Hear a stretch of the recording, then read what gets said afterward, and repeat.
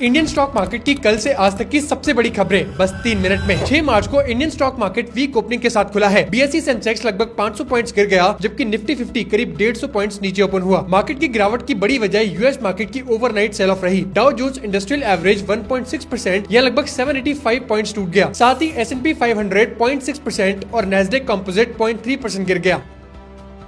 India की gas company गेल limited ने कहा है कि कतर से आने वाली LNG सप्लाई पर असर पड़ सकता है। दरअसल कतर एनर्जी ने फोर्स मेजोर नोटिस जारी करा है। ये नोटिस तब आया जब ईरान की स्ट्राइक की वजह से प्रोडक्शन टेम्परेरी रुक गया। इसका इफेक्ट ग्लोबल LNG सप्लाई के लगभग 20% हिस्से पर पड़ सकता है।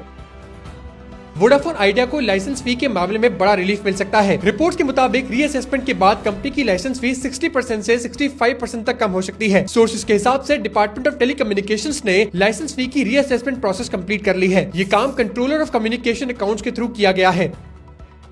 इंडिया की इकोनॉमी का साइज इकोनॉमिस्ट के पहले के एस्टिमेट से थोड़ा छोटा निकला है। नए डेटा के मुताबिक इंडिया का जीडीपी पहले के एस्टिमेट से लगभग 3.3% कम है। ये update ministry of statistics and programme implementation ने जीडीपी कैलकुलेट करने के मेथड में चेंज के बाद रिलीज किया। पहले गवर्नमेंट रिपोर्ट में कहा गया था कि रियल टाइम इकोनॉमिक इंडिकेटर्स के बेसिस पर इंडिया दुनिया की 4th लार्जेस्ट इकोनॉमी बन चुकी है और उसने जापान को भी पीछे छोड़ दिया है। लेकिन नए नंबर्स के बाद इकोनॉमी का साइज थोड़ा छोटा दिख रहा है।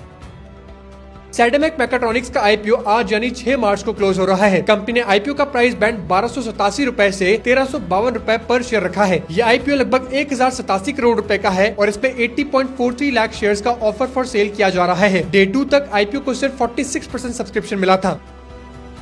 TCS अब नए AI डेटा सेंटर्स बनाने के लिए ग्लोबल टेक जायंट से डील करने की तैयारी में है। रिसेंटली TCS ने OpenAI के साथ भी एग्रीमेंट किया है, जिसके अंडर इंडिया में आर्टिफिशियल इंटेलिजेंस के लिए डेटा सेंटर्स बनाए जाएंगे। TCS का मेन फोकस इंडिया में AI इंफ्रास्ट्रक्चर को स्ट्रॉन्ग बनाना है। CEO के मुताबिक 2030 तक इंडिया को लगभग 10 gigawatt AI data centres capacity की जरूरत होगी। अभी तक सिर्फ 5 से 6 गीगावाट कैपेसिटी के प्रोजेक्ट अनाउंस हुए हैं। TCS का प्लान है कि नए डेटा सेंटर्स बनाकर इस गैप को कम किया जा सके।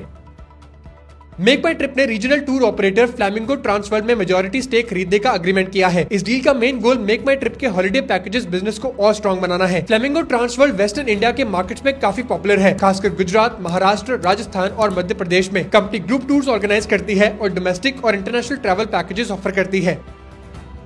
मोतीलाल ओसवाल फाइनेंशियल सर्विसेज ने ईवी मैन्युफैक्चरर जेलो ई मोबिलिटी में 1.65% स्टेक खरीदा है। ये डील ब्लॉक डील के थ्रू हुई है, जिसकी टोटल वैल्यू लगभग 9.8 करोड़ रुपीस है। कंपनी ने 3.5 लाख शेयर्स 280 रुपीस पर शेयर के प्राइस पर खरीदे हैं। डील के बाद जेलो ई मोबिलिटी के शेयर्स में तेजी देखी गई और स्टॉक अर्ली ट्रेड में लगभग 338 रुपीस पर ट्रेड कर रहा था। वीडियोस के लिए फॉलो करें AI इंडिया।